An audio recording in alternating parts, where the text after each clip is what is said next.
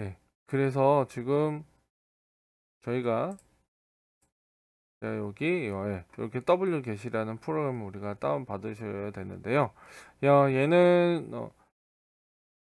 어딘가에 존재하는 네, 그 파일에 URL 주소만 있다면 네, 다운로드 할 수 있게 텍스트 그냥 우리가 마우스 클릭하지 않고 일반 텍스트 어떤 프로그램에서 다운받을 때 해주는 프로그램인데요. 맥이나 리눅스는 기본적으로 가지고 있습니다. 그래서 윈도우에는 없기 때문에 이거 다운 받으신 다음에요.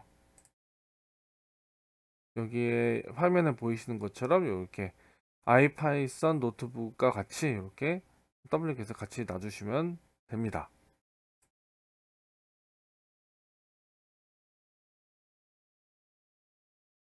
자, 그래서 우리는 이제 텍스트 분류 기초를 하실 건데요. 네, 이렇게 처음에 라이브러리 준비하시고요. 네, 요거는 단순하게 텐서플로우와 넘파이만 이동합니다. 자, 그리고 우리 다운로드를 받는다고 말씀드렸죠. 이렇게 타라.gz이라는 파일이 있는데요. 요거를 wget을 이용해서 다운받습니다. 그러면 요거를 다운받으면 네, 요 파일이 생성이 됩니다. 요 파일이 생성이 되고요.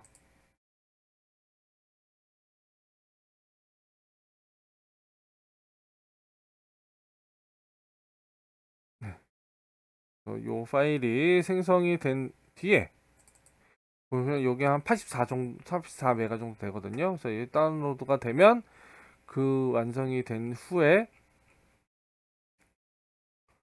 요거 압축을 풉니다. 그래서 압축을 풀게 되면 요 폴더가 생성되는 거죠. 앞에서 보여드렸듯이 네, 이렇게 있는 것들이 존재합니다. 이렇게 그래서 다운로드 하고요.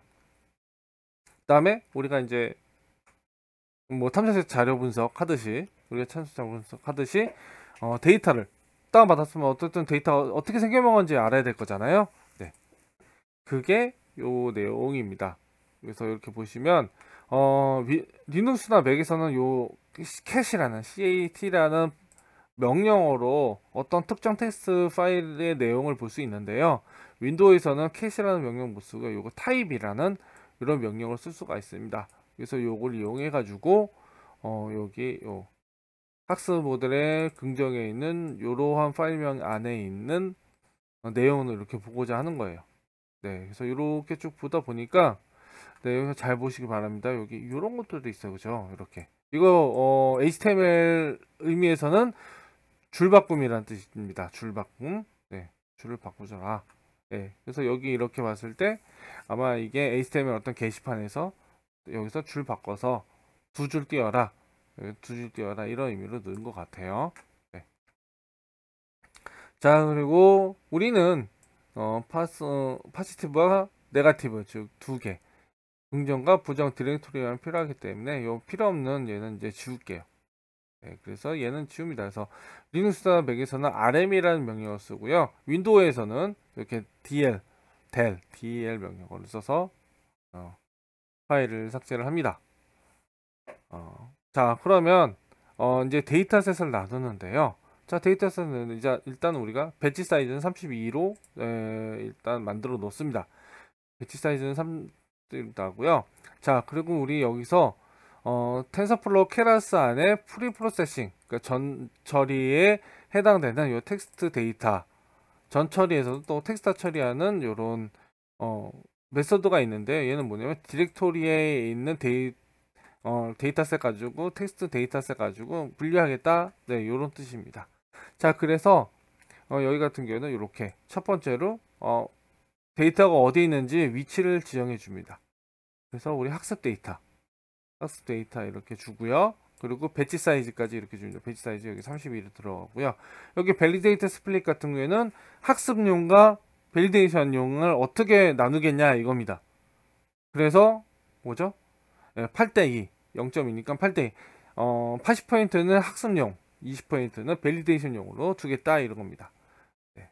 그렇게 해서 지금 한쪽은 로우 트레인 디스 한쪽은 로우 밸리데이션 DS 데이터셋의 약자죠. 네, 이런 식으로 구분해서 둔다는 거고 테스트셋 같은 경우는 여기 우리 또 테스트라는 애가 있었죠. 여기에 있는 애 가지고 데이터셋을 만들겠다는 겁니다. 자, 여기 잘 보시기 바랍니다. 그래서 여기 보시면 이렇게 25,000개 중에 보니까 클래스가 3개 있다고 하네요. 그죠? 네. 클래스가 3개 있다고 합니다. 이 클래스 같은 경우는 이제 라벨인데 보통 이제 우리가 라벨 종류를 보통 클래스라는 표현으로 씁니다. 그래서 이미지 분류 같은 경우에서도 우리가 클래스를 얘기할 때 뭐 고양이냐 개냐 뭐 이런 거 구분할 때 이렇게 쓰기도 합니다. 그래서 여기 보시면 25,000개 중에 2만 개를 학습용으로 하고 5,000개를 밸리데이션용으로 했다. 그래서 얘네 합치면 당연히 25,000개가 되겠죠. 그리고 여기 마지막에 로우 데이터, 네, 이런 식으로 이제 배치. 그래서 왜 이 배치는 뭐예요? 32로 나눈 거겠죠? 네, 32로 나눈 거. 그리고 32로 나눠 가지고 이렇게 계산이 된 걸로 보시면 됩니다. 네. 그래서 얘 같은 경우는 테스트 셋이잖아요. 테스트 셋. 테스트 셋도 25,000개잖아요. 25,000개. 그리고 얘네 합한 거, 얘네 2만 개에 대해서 배치 사이즈. 얘는 5,000개에 대한 배치 사이즈. 그렇죠? 그래서 얘네 합치면 얘랑 얘 합치면 782가 나오는 게 맞죠? 네. 이렇게도 우리가 볼 수 있겠습니다. 자, 그러면 우리 이렇게 나눈 배치 사이즈 한번 보시죠. 네. 그래서 데이터를 항상 여러분들은 데이터를 항상 의심하셔야 돼요. 그러니까 데이터를 준 사람은 의심하지 않아도 그 사람이 전달해준 데이터는 의심해 보셔야 됩니다. 항상. 그래서 여기서 지금 보시면 우리 앞에서는 데이터셋 봤는데 큰 이상은 없었어요. 그죠? 이렇게 뭐 잘 나오고 뭐 특별한 거는 이런 거 제거해 줘야 되겠다. 예, 들었는데 우리 요번에 딱 보니까 이런 애들이 막 있어요. 그죠? 이렇게 들어간 애도 있고 이렇게 들어가 있는 애도 있고 네, 이렇게. 어퍼스트리 같은 경우에는 이스케이프 문자 처리가 되어 있다는 거죠. 그래서 이런 것들 우리가 좀 제거해 줘야 된다는 겁니다. 이게 어떤 기호들의 대치가 된 거예요. 그래서 이런 것들 우리가 이런 거 삭제해 줘야지 우리가 이제 자연어 분석을 하지. 좋죠? 그래서 불용어 처리 같은 거 네, 이런 걸 처리해 주는 게 이제 필요한 것이죠. 그래서 이런 것들을 제거할 수 있게 우리가 여기 텍스트 벡터라이즈랑 그리고 요거는 텍스트 벡터라이징 하기 위해서 우리가 가져오는 거고요. 요 부분으로 우리가 스트링이랑 RE 레귤러 익스프레션이라는 라이브러리를 가져와서 스프링의 기본 라이브러리예요. 이런 걸 가져와서 우리가 문자를 처리를 할 겁니다. 그래서 여기 것처럼 이런 거 예. BR 같은 걸 리플레이스 해준다는 거죠. 예. 그래서 요런 거 같은 경우는 이렇게 공백으로 예. 원래 행바꿈인데 그냥 공백으로 둬도 상관없다는 얘기입니다. 그래서 바꿔준다는 얘기고요. 그리고 문자열도 바꿔준다. 어떤 애 이스케이프 되어 있는 애들은 네, 그냥 이스케이프 없이 만들어주겠다. 네, 이렇게 처리해 주는 거예요. 네, 이렇게 처리해 주고요. 그 다음에 모델 환경 변수 만들어 줍니다. 이렇게 인비드링 차원 시퀀스의 어떤 길이 그러니까 어떤 그 문자열의 길이 같은 것들 여기다 정해 주고요. 자, 그래서 이 부분에서 이제 팩터화를 어떻게 줘라 라고 정해 줍니다. 그래서 스탠더드 방식은 커스텀 스탠다라이제이션 해가지고요. 우리가 지금 임의로 여기 정한 거 있죠. 이렇게 함수. 그러니까 우리가 문자열을 가져오는데 팩터화 하는 건 좋은데 이 팩터화를 할 때 일단 우리 불용어 처리 같은 것들 있잖아요. 그런 걸 한번 거쳐 달라 얘기한 겁니다. 정규화. 표준화하는 거죠. 표준화하니까 우리 같은 경우에 지금 아까 BR 같은 불용어나 이런 것들 그리고 이스케이프 문자 제거해줘라. 그래야지 정확한 단어들을 차지한다. 그래서 요거를 거치게 해주는 거죠. 그 다음에 토큰 최대 토큰 하는 건 맥스 피처라는 애를 가지고 여기 토큰 수 최대 토큰 수는 2만 개. 왜 우리가 지금 2만 개 가져오니까요. 그래서 아웃풋 모드 여기 있는 것처럼 정규업 분할 및 정수로 배표하기 때문에 아웃풋 모드를 정수형으로 이렇게 저장합니다. 어차피 우리 모든 텍스트성 데이터는 숫자로 변환해 줘야 됩니다.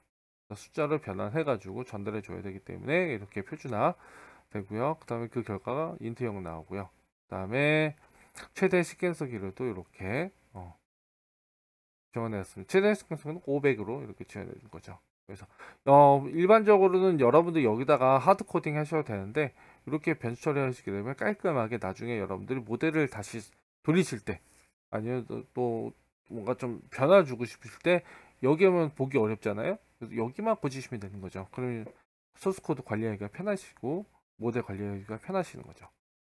그래서 이렇게 돌려서 이제 팩토화를 여기서 이제 쭉 만듭니다. 이렇게 학습용 데이터에 대해서 매핑을 하는데 람다 함식으로 해가지고 네 이렇게 벡터화 시켜주는 거예요. 그래서 이 작업이 좀 오래 걸립니다, 여러분들. 그래서 좀 기다려주세요. 보통 이거 실행하면요, 이제 실행을 하게 되면 요게 계속 들어가요. 이게 꽤 오래 갑니다. 근데 요거를 기다리지 않으시고 그냥 넘어가요. 그러다 보니까 이게 계속 여기 또 한번 엔터 치시는 분도 있어요. 다시 얘를 또 실행하세요. 그러다 보면 이 프레스가 계속 쌓여가지고 결국에는 멈춰버리는 경우도 있고 실행이 잘 안 되는 경우가 있습니다. 그래서 여기서 좀 오래 걸리니까 좀 기다렸다가 팩터가 된 거를 보고 실행하시면 됩니다. 그래서 여기에서 이제 팩터화를 다시 한번 저거대로 이제 실행하시면요. 여기 실제 요게 이제 더 벡터화 여기 이제 벡터화 주는 그런 어댑터 정의한 부분이고 실제 여기서 이제 해주는 부분인데요. 그래서 이렇게 학습용, 밸리데이션, 테스트용 네, 이렇게 매핑 해준다. 그래서 어떻게? 이렇게 앞에서 우리 본 요거랑 똑같죠? 요거랑 이런 형태로 이렇게 우리가 정해준다는 거. 자, 그래서 이제 여기까지 해서 데이터를 다 정리한 거예요. 자, 이 텍스트 우리 이미지 딥러닝에서는 결국엔 이미지 딥러닝은 사실은 데이터를 딥러닝용으로 만드는 게 굉장히 편해요. 왜 이미지 데이터가 다 숫자로 표현되어 있잖아요. 숫자로 표현되어 있는 이미지 데이터를 전달해주는 표현해주는 건 너무나도 쉽습니다. 네, 그 되게 좋은데 이 자연어 처리, 즉 이 단어를 숫자로 바꾼다는 게 쉽지 않은 거예요. 그래서 그런 과정을 지금 우리가 거친 거고요. 그런 특성 데이터가 준비가 됐으면 이제 우리는 모델을 생성하는 겁니다. 그래서 케라스에서는 데이터 준비, 즉 데이터를 다운로드를 하고 전 처리하고 팩토화, 텍스트 같은 경우에 팩토하고 그 다음에 그게 준비됐으면 이제 모델을 이제 생성하는 겁니다. 그래서 이렇게 레이어들을 가져와서 자 인풋층 그래서 인풋 가져와서 여기서 이제 각종 요런 레이어들을 이렇게 추가해 주는 거죠. 네, 히든 레이어드부터 해가지고 이렇게 아웃풋. 여기서는 지금 정말 간단하게 이렇게 임베디드한 층 하나 넣어준 거고요. 그 다음에 컨볼루션 2개 넣어주고 나중에 이제 맥스플링 하나 넣어준 다음에 그리고 출력층 이렇게 내주는 네, 굉장히 단순한 구조로 되어 있습니다. 그리고 우리는 프리딕션인데 프리딕션도 어떤 프리딕션이에요? 참 긍정, 부정, 그죠? 포지티브, 네거티브이기 때문에 우리는 여기서 활성화 함수를 시그모이드를 썼습니다. 만약에 우리가 만약에 좋다, 나쁘다, 보통이다 세 가지로 내면 얘는 아마 시그모이드 말고 소프트 맥스로 됐겠죠? 예, 이런 식으로 되고요. 이렇게 이런 것들은 아마 이제 여러분들 조금 더 우리가 이 부분은 깊이는 못 들어가고 네. 낮은 깊이 들어갈 때 이런 거의 의미를 우리가 좀 더 알아보지 않을까 싶습니다. 그래서 한번 이렇게 한번 실행해 보시고 그러면 이제 모델을 여기서 이제 만들고 이제 요런 모델로 해가지고 만들고 이제 여기서 이제 컴파일을 합니다. 네. 컴파일을 하고요. 그다음에 뭐 모델이 어떻게 생겨먹었나 보고 싶다면 여기서 이제 이것도 많이 쓰시죠.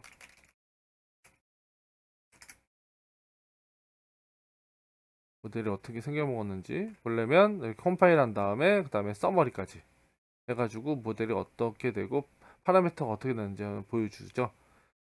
이런 식으로 네, 이런 식으로 해서 인풋층, 출력층까지 안에 어떤 레이어들이 들어가 있는지 이렇게 보고 파라미터들이 이렇게 있는지 볼 수 있고요. 그 다음에 이제 에포크 여기서 3만 준 겁니다. 네. 이거는 이제 여러분들이 자기 데이터셋에 맞춰서 잘 할 수 있는 건데 우리 같은 경우에는 3만 해도 벌써 87%라는 어큐레시가 나오기 때문에 그냥 3만 하는데요.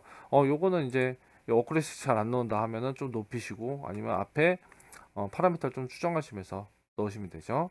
자, 그러면 우리 대망의 이제 학습시키는 요 fit이라는 네, 메서드가 있습니다. 그래서 학습량 데이터 넣어주고 밸리데이션 셋 넣어주고 f4 숫자만 넣어주면 이렇게 3번 이렇게 돌아가는데, 우리는 요번에 참 좋은 게 어큐레시가 3번밖에 안 했는데도, f4를 3번밖에 안 되는데도 다행히 94%의 어큐레시 정확도를 가지고 있다는 겁니다. 밸리데이션에도 참 87%의 높은 적중률을 가지고 있다는 얘기죠. 그래서 얘를 한번 다시 또 평가해본 겁니다. 테스트 셋으로. 밸리데이션 셋이 아니라 일반 테스트 셋 기억나시죠? 네. 걔로 했는데도 여기 보면 로스율은 41%고 그리고 여기 어큐레시가 86%나 된다고 합니다. 그러니까 밸리데이션이나 요거 테스트 셋이랑 큰 차이가 안 난다는 얘기죠. 네. 요렇게 평가까지 하고요. 굉장히 간단하죠, 케라스는. 그냥 주저주저를 말 필요 없이 우리 스토리대로 데이터 준비됐어요. 그 다음에 모델을 만들었어요. 모델을 만들었으면 피팅 하세요. 즉 학습시키세요. 학습 다 됐어요. 그러면 평가해 보세요. 네, 그 다음에 우리 이제 대망의 이제 이쪽에 간단하게 이제 서비스화 한 거죠. 얘는 지금 일단 우리가 만들어진 모델 있잖아요. 네, 이 모델에다 인풋, 아웃풋 이렇게 정의해 놨죠. 네. 그래서 우리가 만들어 놓은 그 모델을 불러와서 네, 평가하는 이런 하나의 서비스 형태를 보여준 겁니다. 그래서 얘 같은 경우에도 지금 보시면 네, 이렇게 똑같이 얘나 똑같은 어큐레시랑 로스율을 보여주고 있습니다. 네, 그래서 그냥 급하게 네, 우리가 한 20분 좀 넘는 동안에 간단하게 이렇게 그 텍스트 분류에 대해서 알아보았는데요.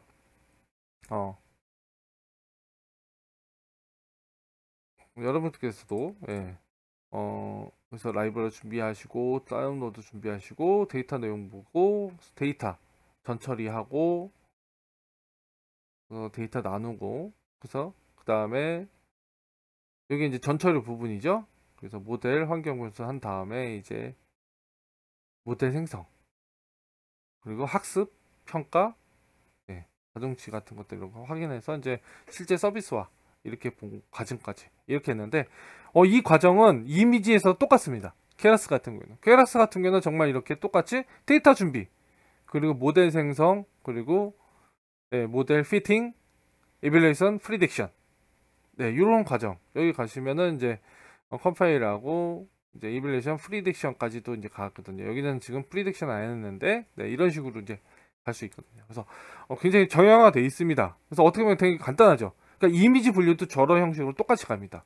이미지 분류도 저런 식으로 똑같이 가는데 다만 데이터가 그거는 이미지고 얘는 텍스트고, 그리고 이미지에 맞춰서 데이터를 준비하는 과정, 그리고 텍스트니까 텍스트에 맞춰서 데이터를 준비하는 과정, 즉 팩터화하기까지 우리가 데이터 정지하는 거, 예, 거기까지는 좀 다를 수는 있습니다. 하지만 모델을 만들고 하는 그 과정은 또 똑같아요.